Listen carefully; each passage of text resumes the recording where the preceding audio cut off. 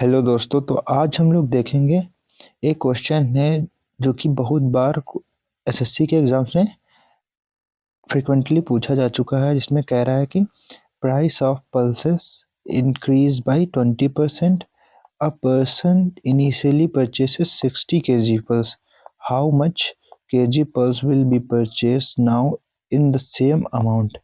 ये कह रहा है कि दाल की कीमत 20% बढ़ जाती है। एक व्यक्ति ने शुरू में 60 किलो दाल खरीदी, उसी राशि में अब वह कितने किलो दाल खरीदेगा। मतलब कह रहा है कि एक व्यक्ति था जो पहले एक्स अमाउंट में 60 केजी दाल खरीद लेता था, पर जो प्राइस है दाल का वो 20% इंक्रीज हो गया है, तो अब वह कितनी दाल खरीद पाएगा। तो इसमें कंसेप्ट होता है कि प्राइस और क्वांटिटी, इनका जो रेशियो का जो मल्टीप्लिकेशन होता है, अगर ये एक्स और वाई है तो ये y और x में होता है, ताकि इनका जो मल्टीप्लिकेशन होता है वो एक्स वाई और एक्स वाई हो। ये इसका एक कंसेप्ट होता है। तो अगर हम इसको लगाना चाहें, ये वो समझना चाहें, तो कैसे हो सकता है कि जैसे मान लो मेरे पास पहले 6 रुपए थे। कितने? 6 रुपए। और अगर हम देखें कि जो दाल थी वो 2 रुपए पर केजी थी, मतलब पर केजी 2 थी, और पैसे बस कितने थे? 6 रुपए। तो 6 रुपए में कितनी मिल जाएगी हमको? 3 किलो दाल। कितनी? 3 किलो दाल मिल जाएगी। अगर दाल का प्राइस हम 3 कर दें और पैसे अभी भी हमारे पास 6 हैं, तो अब कितना मिलेगी? 2 केजी। कितना? 2 केजी ही दाल मिलेगी। तो देखो इनका जो मल्टीप्लिकेशन है प्राइस का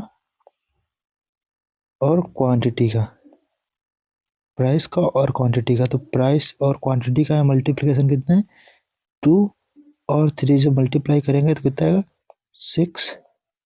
और यहाँ पर देखो इसका जो मल्टीप्लिकेशन करेंगे 3 इंटू 2, वो भी 6 आएगा। यानी कि जो प्राइस और क्वांटिटी का जो मल्टीप्लिकेशन होता है वो हमेशा सेम होता है। अगर हम दूसरा एग्जांपल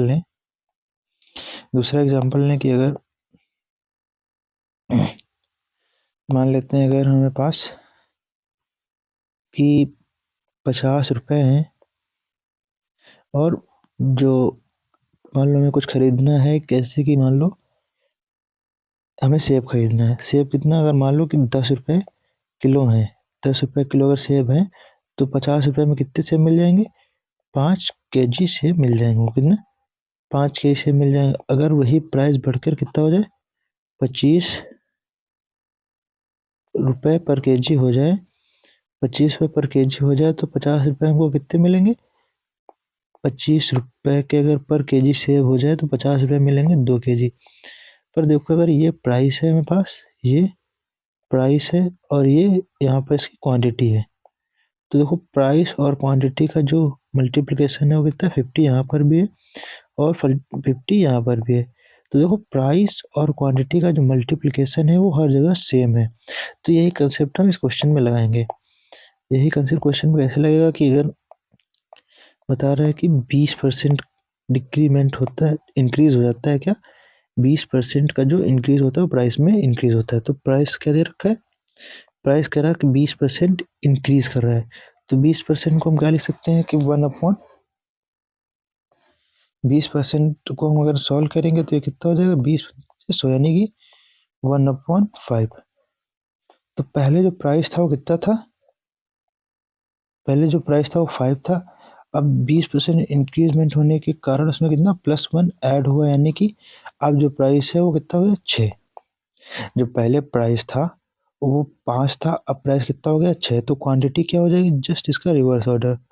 तो क्वांटिटी अगर पहले 6 थी तो अब कितनी हो जाएगी? 5। तो देखो यहाँ से प्राइस और क्वांटिटी कितना मल्टीप्लाई जब करेंगे प्राइस और क्वांटिटी को, तो कितना आ जाएगा? 6×5 = 30, और यहाँ पर भी देखो 6×5 = 30। यानी कि देखो प्राइस और क्वांटिटी का जो मल्टीप्लिकेशन है वो सेम है। तो बता रहा है कि जो इनिशियली परचेज थी पल्स की वो कितनी थी? 60 केजी। और इस रेशियो में जो इनिशियली परचेज है पल्स वो कितना है? 6, यानी 6। तो जो 60 है वो कितना है? वो 6 की वैल्यू है। कितनी? 6 की वैल्यू है जो 60, इस वाले 6 की वैल्यू 60 है।